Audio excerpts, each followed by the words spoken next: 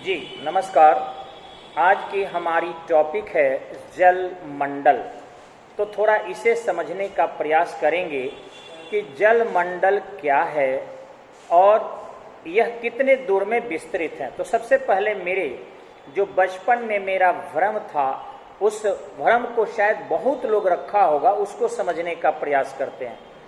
तो देखिए, हम बचपन में थे तो सुना करते थे कि जो ये पृथ्वी है वो समंदर पर तैर रही है। पृथ्वी जो है ये समंदर पर तैर रही है और नाग बाबा जो है नीचे से उस पृथ्वी को रोके हुए हैं अपने फन पर।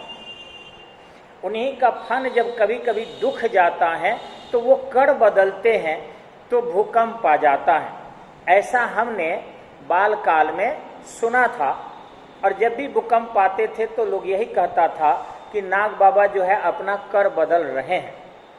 लेकिन जब हम लोग पढ़ना शुरू किए तो पता चला कि नहीं, ये जो पृथ्वी है वो पूरी तरह सॉलिड है। ये जो पृथ्वी है ये पूरी तरह सॉलिड है अंदर। हाँ, अब रहा कि ये जो पानी वाला भाग है, जितना ब्लू वाला भाग दिख रहा है, ये ब्लू वाला है हिंद महासागर, या फिर ये दिख रहा है आपका अटलांटिक महासागर, या फिर ये दिख रहा है प्रशांत महासागर, और ये उत्तरी ध्रुव पर आर्कटिक महासागर। तो ये जितना ये आर्कटिक महासागर है ये उत्तरी ध्रुव पर स्थित है।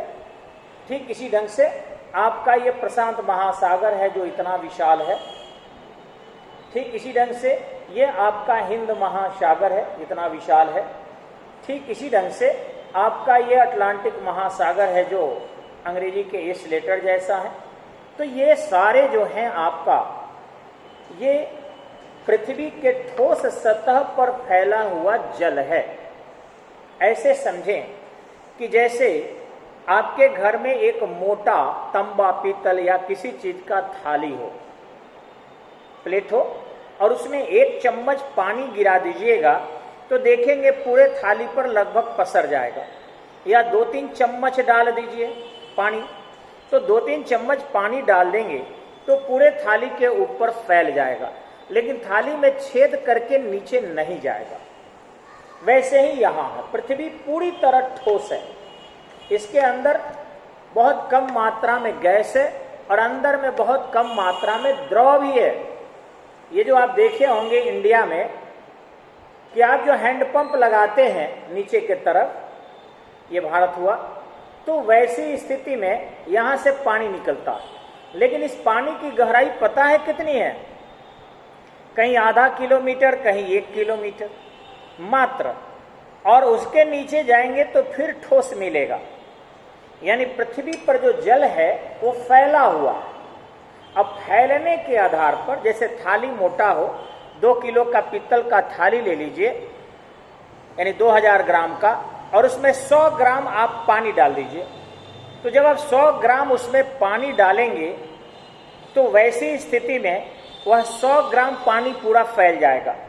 लेकिन पानी का पूरा वजन 100 ग्राम होगा और थाली का वजन 2000 ग्राम, यानी कुल वजन 2100 ग्राम हो जाएगा।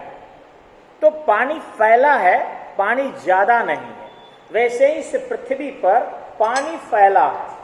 अगर यहां भी गहरा गर्त में आप जाएंगे तो मात्र 4000 मीटर यानी 4 किलोमीटर 4 किलोमीटर नीचे जाएंगे, उसके बाद मिट्टी मिलना शुरू हो जाएगा। ये अटलांटिक महासागर में जाएंगे तो इस तट पर तो पूछिए ही मत।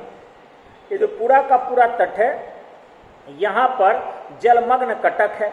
ये पूरा का पूरा पहाड़ी है पानी के अंदर, और कहीं 1 मीटर गहरा है, कहीं 2 मीटर गहरा है, इतना कम गहरा है। हाँ, कहीं कहीं अधिक गहरा भी है।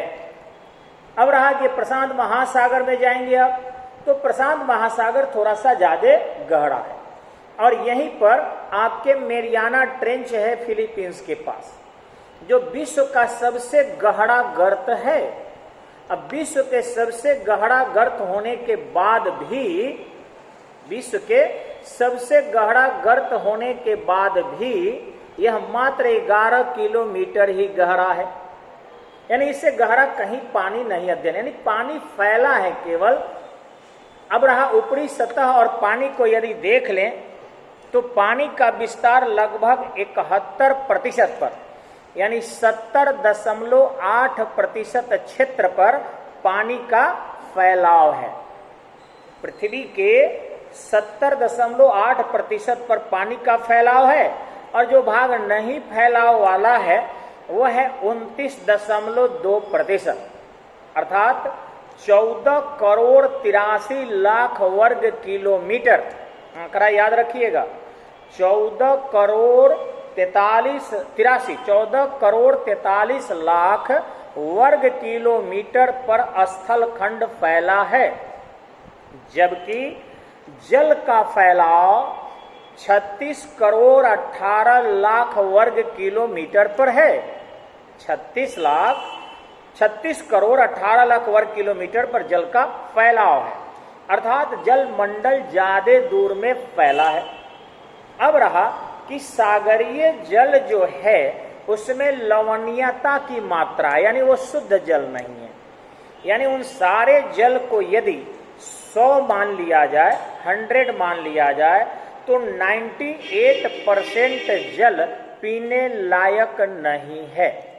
98% जल पीने लायक नहीं है, मात्र 2% जल ही पीने लायक है। अब रहा कि इन जो जल का विस्तार है, चूंकि हमारा टॉपिक है जल मंडल, हाइड्रोस्फीयर, उस हाइड्रोस्फीयर यानी जल मंडल में हम देखेंगे कि महासागर किसे कहते हैं, सागर किसे कहते हैं, खाड़ी किसे कहते हैं, ये सब वर्गीकरण है। झील है, तालाब है, पोखरा है, कुआं है, बहुत सारी चीजें। तो महासागर है कि वह जलखंड या वह जल क्षेत्र जो 2 या 2 से अधिक महादेशों को स्पर्श करता हो। वह जल क्षेत्र जो 2 या 2 से अधिक महादेशों को स्पर्श करता हो, उसको हम महासागर कहते हैं।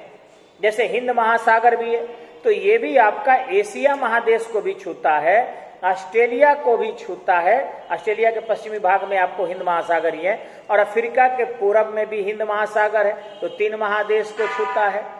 ठीक इसी ढंग से आप एंटार्क्टिका, आर्कटिक पर चले जाइए जो उत्तरी ध्रुव पर है, तो वो भी 3 महादेश को छूता है। एशिया महादेश को छूता है, यूरोप महादेश को छूता है, और उत्तरी अमेरिका महादेश को छूता है। प्रशांत महासागर को देख लीजिए, तो ये उत्तरी अमेरिका, दक्षिणी अमेरिका, और फिर एशिया और ऑस्ट्रेलिया के पूर्वी तट तक है, तो ये भी 4 महादेश को छूता है।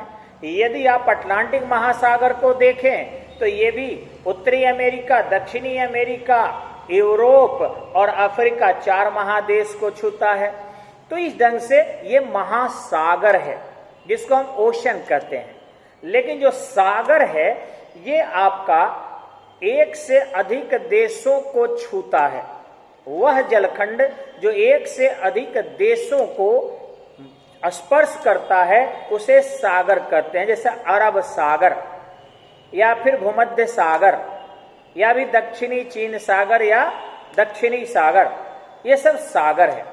लेकिन खाड़ी वो है जो 1 से अधिक देशों को स्पर्श करे अथवा न करे, लेकिन स्थल खंड का विस्तार लंबवत दोनों दिशाओं से अधिक हो, वो खाड़ी हो जाता है।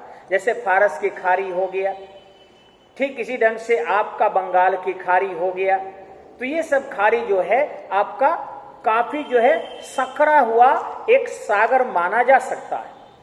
लेकिन कई बार छोटे छोटे सकरी नुमा स्थल को भी, खाड़ी को भी सागर का दर्जा अपवाद स्वरूप दे दिया गया है।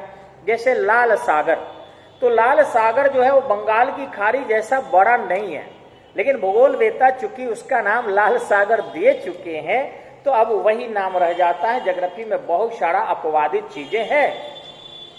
अब ध्यान रखेंगे, इन प्रकृति में या पृथ्वी पर 4 ही महासागर है। लुसेंट वगैरह जैसे गाइड 5 महासागर दे देता है, जो परीक्षा में आपके अंक को सीधे घटा देगा। नॉलेज के लिए अच्छी किताब है, प्रतियोगिता के लिए ध्यान रखिएगा, जिस किताब में गलत हो वो विश्वासघाती है। रटने के बाद भी अगर 2-4 स्कोर भी कम कर दिया तो आपका रिजल्ट प्रभावित हो जाता है। इसलिए हमें वही पढ़ना चाहिए जो प्रतियोगिता परीक्षा में सटीक आंसर को लगा। तो जो 4 महासागर है, क्षेत्रफल के आधार पर सबसे बड़ा महासागर प्रशांत महासागर है जो डेल्टाकार भी है। दूसरा बड़ा महासागर अटलांटिक महासागर है जो अंग्रेजी के एस अक्षर जैसा है।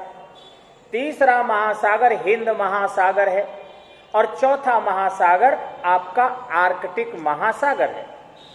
एंटार्कटिका को लुसेंट जैसा गाइड जो है आपको कई बार महासागर भी दे देता है और महादेश भी दे देता है, पलट के देखिएगा। अब एक ही जगह को महादेश भी दे दे और महासागर भी दे दे तो अंदाजा तो लगा सकते हैं ना आप कि कहीं ना कहीं गलत है।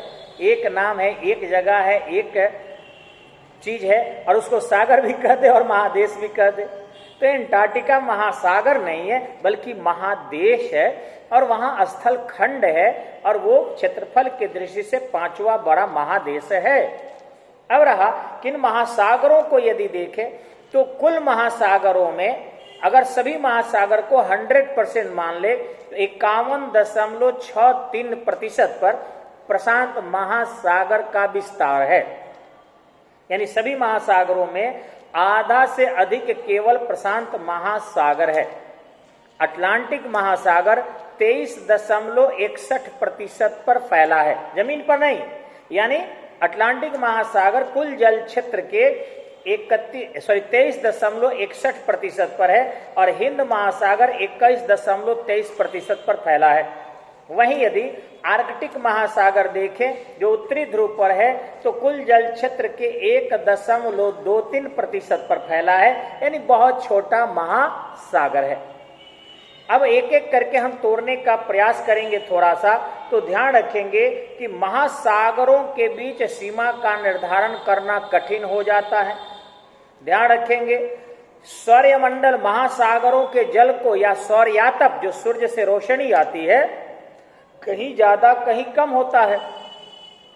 तो उस सौरयातप के कारण जल मंडल में लहरें उत्पन्न होती है क्योंकि सौरयातप के कारण दबांतर होता है और वायु में जब दबांतर होगा तो निश्चित ही निम्न वायुदाब की और उच्च वायुदाब की हवा चलती है और जब निम्न वायुदाब की और उच्च वायुदाब की हवा चलेगी तो वैसी स्थिति में वह तेज गति से बहाव करेगी और समुद्र जब लहर के द्वारा अवरोध उत्पन्न किया जाएगा तो हवा बल प्रयोग करके लहरों में भी जो है गति देने का प्रयास करेगी, जिससे महासागरीय जलधाराओं का निर्माण होगा। लेकिन ध्यान रखेंगे महासागरीय जलधाराओं में ये सूर्यातप के कारण और पवन के बहाव के कारण जो जल की दिशा है वो स्थिर नहीं होती, बल्कि महासागरीय जलधाराओं में स्थिर दिशा होने का मूल कारण होता है आपके पृथ्वी का घूर्णन गति। पृथ्वी चूंकि 24 घंटे में एक घूर्णन पूरी कर लेती है और यह 16 से 20 किलोमीटर प्रति घंटे की गति से चलती है, ऐसी स्थिति में जो जल है वो पृथ्वी सतह से उतने मजबूती से नहीं बंधा होता है और जब मजबूती से नहीं बंधा होता है तो पीछे चलता है। जैसे तेल टैंकर को भी ले लीजिए कि तेल टैंकर में तेल रहे और एकाएक अगर तेल टैंकर आगे चलने लगता है तो तेल के टैंकर के इंटरनल पार्ट में जब भी तेल पीछे की ओर आने लगता है। तो वही चूंकि पृथ्वी जो है पश्चिम से पूरब की ओर घूर्णन करती है, वैसी स्थिति में जितने भी विषुवत रेखा पर तेज गति है उतना ही तेज गति से पूरब से पश्चिम की ओर जल का बहाव होने लगता है। यह भूमंडलीय जलधाराएं या फिर आपका सनातनी जलधाराएं भी कहते हैं। ये सालों भर एक ही दिशा में विषुवत रेखा के पास पूरब से पश्चिम दिशाओं में बाधाव करती है और यदि मार्ग में कहीं बाधा उत्पन्न हुआ तो उत्तरी गोलार्ध में क्लॉकवाइज और दक्षिणी गोलार्ध में एंटी क्लॉकवाइज हो जाती हैं। लेकिन आज हमारा टॉपिक महासागरीय जलधारा नहीं है, बल्कि आज की टॉपिक हमारा है महासागरों का वर्णन।